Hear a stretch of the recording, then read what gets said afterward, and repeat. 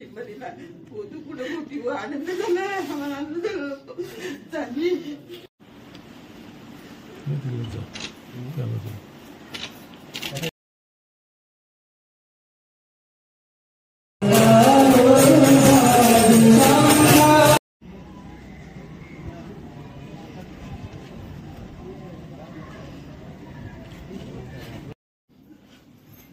त्यांचं कुटुंब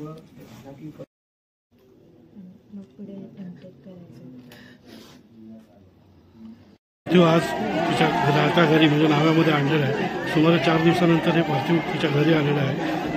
DNA चाचणी केल्यानंतर हे तिचं मैत्रिणीचं पार्थिव हे आज नावा इथे आणलं। आपण बघू शकतो की तिच्या घराच्या बाहेर संपूर्ण जमलेली गर्दी आहे, यामध्ये आपण बघू शकतो की तिच्या पार्थिवावर इथे